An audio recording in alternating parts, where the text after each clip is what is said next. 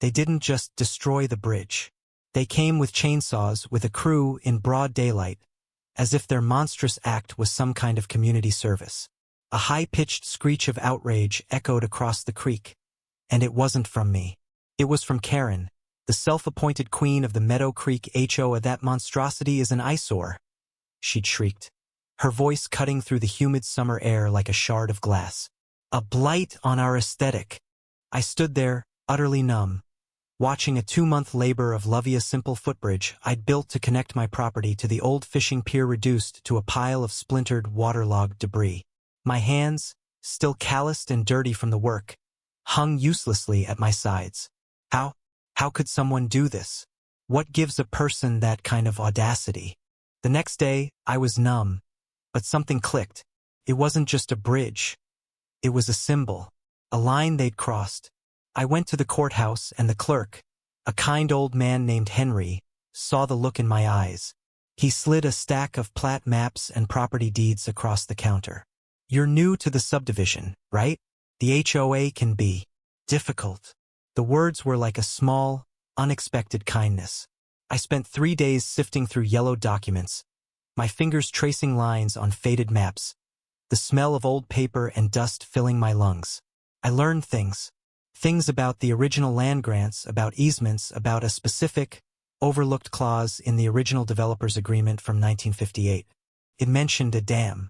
The dam that held back Meadow Creek, creating the sprawling, shimmering lake that served as the centerpiece for the HOA's $7 million waterfront mansions.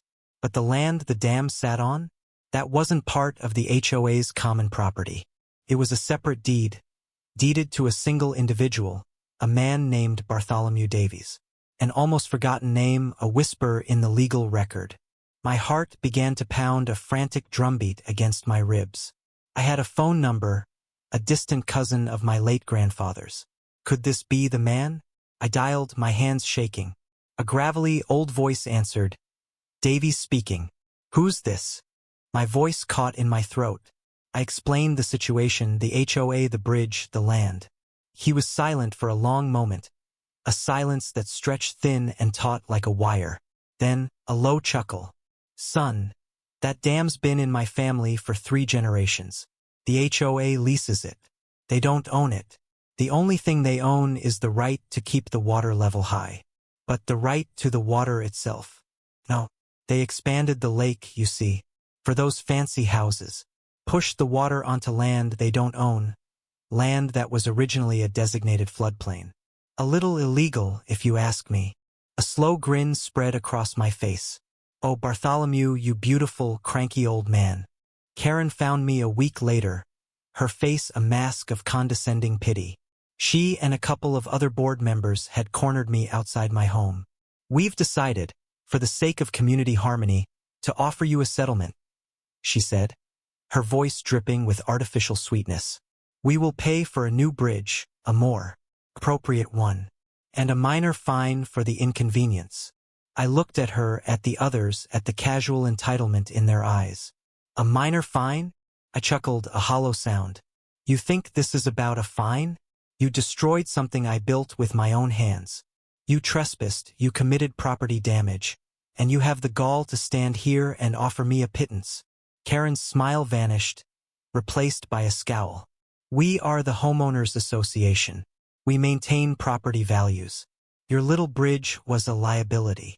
My heart was thumping again, not with rage this time, but with a cold, thrilling certainty. A single, breath-catching moment of pure, focused calm. Is that so? I said, my voice low. You're concerned with property values? The thing about property values is, they're tied to the property. And the land where my bridge stood, that's my land, not yours. And the land your lake is on. I paused, letting the silence draw out. A bead of sweat trickled down Karen's temple. Turns out you don't own that either. It's owned by my new business partner. Their eyes widened, a flicker of panic. Who? One of the board members stammered. I just smiled. Let's just say he's a man who has a very, very old deed. The meeting was a train wreck. Karen was spitting mad, her face a blotchy crimson. You can't do this. The lake is a shared asset, she screamed, her voice cracking. We have an agreement. I leaned forward, placing a thick stack of documents on the mahogany table with a soft thud. You have a lease? I corrected, my voice calm. With Bartholomew Davies, a lease that is now null and void, as of 2 days ago. I bought the dam. All of it. The land it sits on, the right to the water flow, the whole shebang. A collective gasp filled the room. The other board members stared at me, then at Karen, their expressions shifting from disbelief to abject terror. You bought the dam. Karen's voice was a barely audible squeak. I nodded slowly. And I'm a stickler for rules, you see. You destroyed my bridge because it violated your rules. Fair is fair. The dam is on my land and the lake. Well, a substantial portion of it is now on my land. And since it's an illegal expansion, you've left me with only one option. Karen's face went white. She knew. She understood the full weight of the situation now, the full, crushing implication. No, she whispered, her eyes wide with a desperate, sinking horror. You wouldn't. I just looked at her. Her whole world, built on arrogance and self-righteousness, was about to be washed away in a tidal wave of legality. It was a beautiful, terrible thing to behold.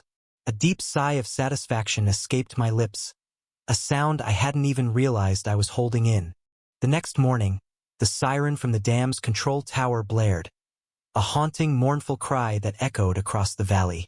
I watched from my porch as a powerful, silent current began to pull the water away from the shoreline. A steady, relentless retreat.